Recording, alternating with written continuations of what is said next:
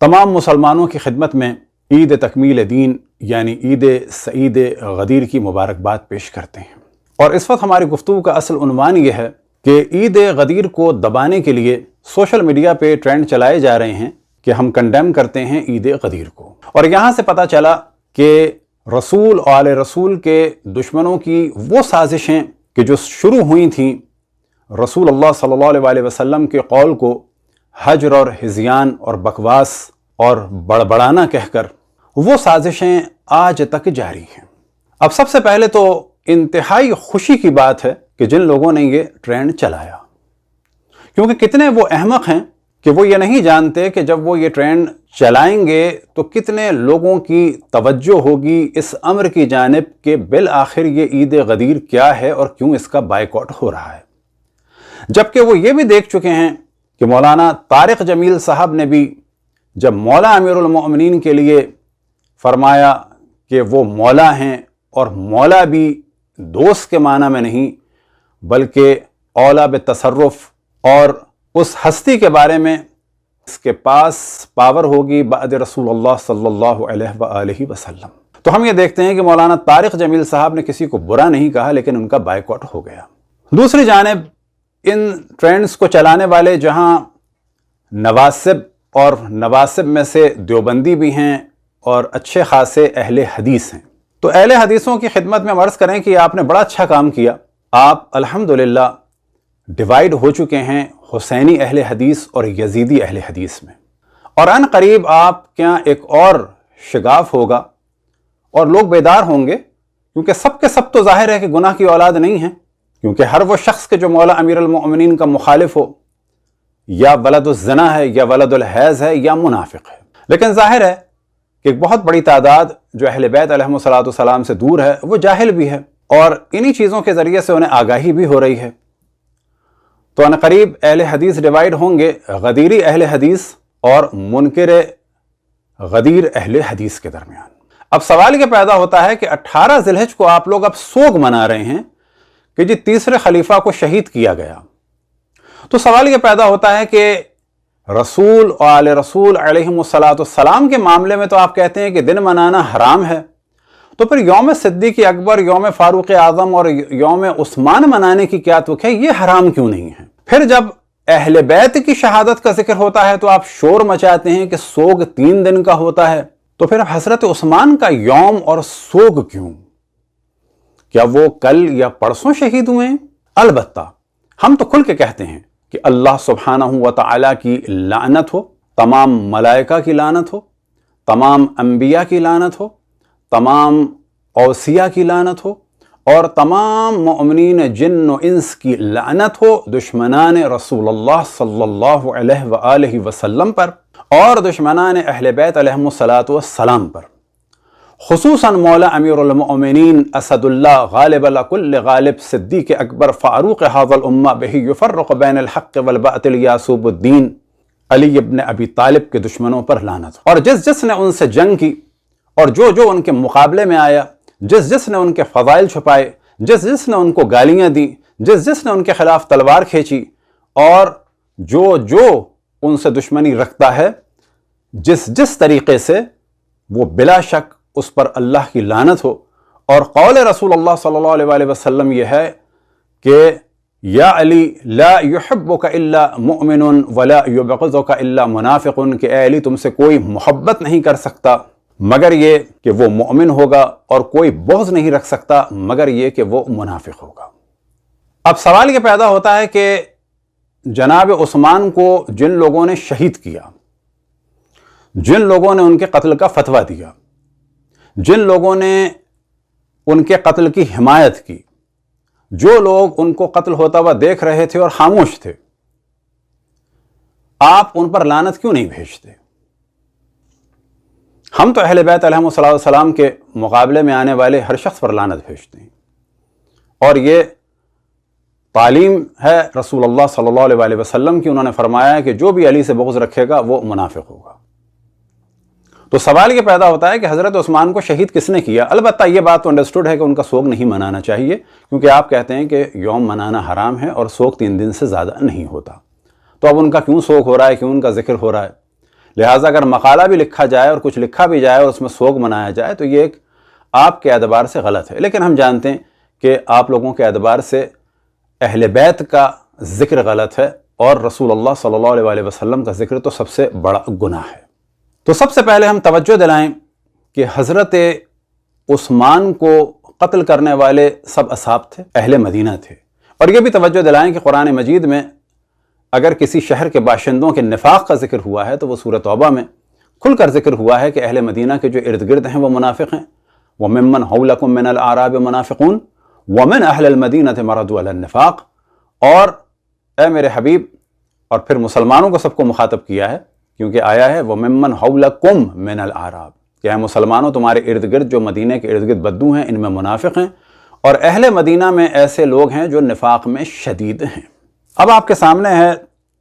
تاریخ طبری جلد نمبر 3 اور صفحہ نمبر 59 اور 60، قصاص عثمان کا مطالبہ۔ جب حضرت عائشہ رضی اللہ عنہا مکے سے واپس لوٹیں اور صرف پر پہنچیں تو وہاں ان کی ملاقات عبد ابن ام کلاب سے ہوئی۔ اس کے باپ کا نام ابو سلمہ تھا لیکن یہ ماں کی جانب منسوب کیا جاتا تھا۔ حضرت عائشہ رضی اللہ عنہا نے اسے دیکھ کر فرمایا تم اس وقت خوب آئے۔ عبد بن ابی سلمہ نے عرض کیا لوگوں نے عثمان رضی اللہ کو قتل کر دیا ہے اور 8 روز تک کوئی خلیفہ نہیں تھا۔ حضرت عائشہ رضی اللہ عنہا نے کہا پھر لوگوں نے کیا کیا؟ انہوں نے جواب دیا اہل مدینہ نے باہم جمع ہو کر مشورہ کیا اور آخر کار ایک بھلائی انہوں نے حاصل کر لی کہ ان سب نے علی ابن ابی طالب پر اتفاق کر لیا۔ حضرت عائشہ نے کہا کاش کہ یہ زمین و آسمان اس سے قبل باہم مل جاتے اور تیرے اس ساتھی کی خلافت قائم نہ ہوتی، مجھے واپس لے چلو، مجھے واپس لے چلو۔ یعنی کہہ رہی ہیں کہ زمین و آسمان برباد ہو جاتے، قیامت آ جاتی، لیکن علی ابن ابی طالب کی خلافت قائم نہ ہوتی۔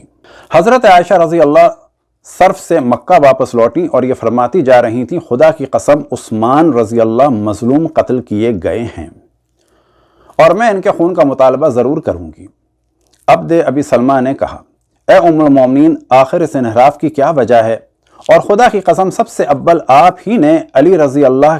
سے انحراف کیا ہے، اور آپ تو پہلے کہا کرتی تھیں اس ناسل بریکٹ میں ہے عثمان رضی اللہ کو قتل کر دو، یہ کافر ہو گیا ہے، کیونکہ وہ فرماتی تھیں اقتلوا ناسل فقط کفر۔ حضرت عائشہ نے کہا ان قاتلین نے اول عثمان سے توبہ کرائی پھر انہیں قتل کر دیا۔ اب یہ کیسے پتہ چلا توبہ کرائی؟ ان کو تو یہ معلوم ہی نہیں تھا کہ وہ قتل ہو گئے، قتل کرائی اور انہیں قتل کر دیا۔ میں نے پہلے قتل کے لیے کہا تھا، یہ اقرار کر رہی ہیں کہ ہاں میں نے کہا تھا کہ جناب عثمان کو قتل کر دو، اب یہ کہہ رہی ہوں اور میرا آخری قول پہلے قول سے بہتر ہے۔ بالکل ویسے جیسے ہمارے سیاستدان کہتے ہیں پہلے جو ہم نے کہا سو کہا، اب جو کہہ رہے ہیں وہ ہماری پالیسی ہے۔ اب انہوں نے کچھ شعر پڑھے، اس کا ترجمہ آپ کے سامنے ہے۔ آپ ہی کی طرف سے اس فساد کی ابتدا ہے اور آپ ہی کی جانب سے یہ تمام تغیرات واقع ہوئے ہیں۔ آپ ہی کی جانب سے یہ عذاب کی آندھیاں چلی ہیں اور آپ ہی کی جانب سے رحمت کی بارش ہوتی ہے۔ آپ ہی نے لوگوں کو امام کے قتل کا حکم دیا اور آپ ہی نے ان سے کہا کہ وہ کافر ہو گیا ہے، یعنی جناب عثمان۔ ہم نے ان کے قتل میں آپ کی اطاعت کی، ان کا قاتل ہمارے سامنے موجود ہے، یعنی یہ کہہ رہے ہیں کہ آپ ہیں ان کی قاتل، اور وہ شخص ہے جس نے قتل کا حکم دیا تھا۔ اب ظاہر ہے جناب عثمان کے قتل کا حکم جناب عائشہ ہی نے دیا تھا۔ نہ تو اس واقعے سے ہم پر چھت گری اور نہ سورج اور چاند کو گہن لگا، یعنی یہ ایک کنایا مار رہے ہیں جناب عائشہ کو، کہہ رہی ہیں کہ علی کی بیعت سے بہتر یہ تھا کہ زمین و آسمان باہم مل جاتے۔ اب لوگوں نے ایسے باہمت کی بیعت کی ہے جو آفتوں کو پیچھے ہٹا دیتا ہے اور سخت چٹانوں پر کھڑا ہو جاتا ہے، یعنی مولا امیر المومنین، جو جنگی لباس پہنے ہر وقت تیار ہے اور غدر کرنے والوں میں کوئی اس کا ثانی نہیں ہے۔ اس کے بعد حضرت عائشہ مکے لوٹیں اور مسجد کے دروازے پر پہنچ کر سواری سے اتریں اور حتیم آنے کا ارادہ کیا۔ وہاں ان کے لیے پردہ کیا گیا اور ان کے پاس لوگ جمع ہو گئے۔ حضرت عائشہ نے لوگوں سے فرمایا عثمان مظلوم قتل کر دیے گئے ہیں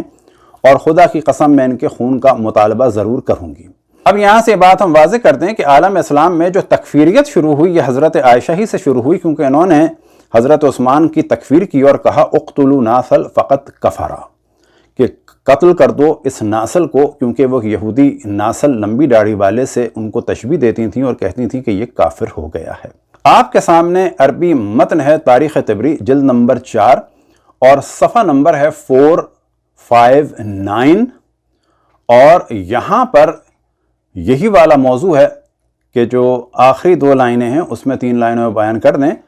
وَلَقَدْ كُنْتِ تَقُولِينِ اقتلوا ناصل فقط کفرا، کہ آپ یعنی آپ جناب عائشہ آپ یہ کہتی تھیں کہ قتل کر دو،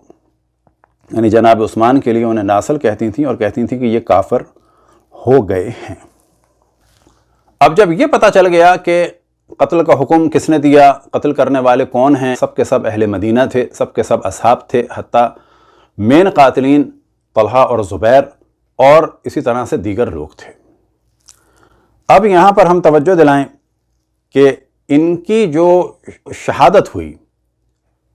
وہ عید غدیر کو ڈسٹرب کرنے کے لیے اور دبانے کے لیے 18 کا زور لگایا جاتا ہے، جبکہ مختلف اقوال ہیں۔ آپ کے سامنے کتاب ہے فتنۃ مقتل عثمان بن عفان،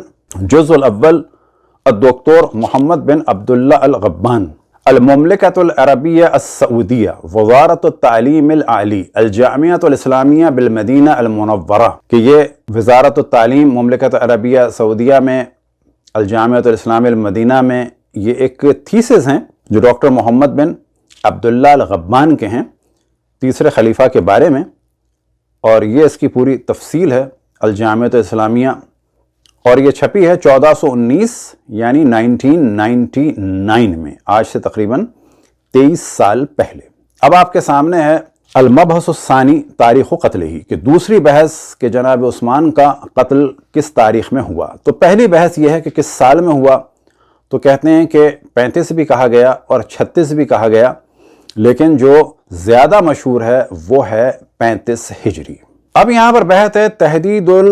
یوم من الشہر، یعنی ذی الحجہ کے کس دن میں ان کو قتل کیا گیا۔ قول الاول، کہ پہلا قول ہے 8 ذی الحجہ کو،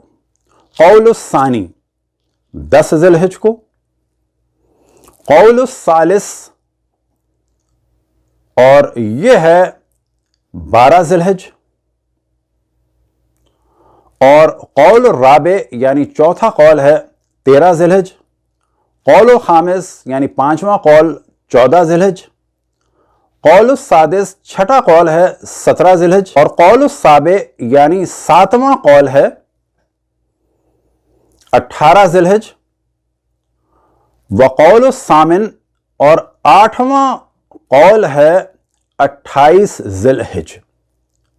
تو ہم یہ دیکھتے ہیں کہ مولا امیر المومنین کے بغض میں 18 والے قول کو کہ جو 7واں قول ہے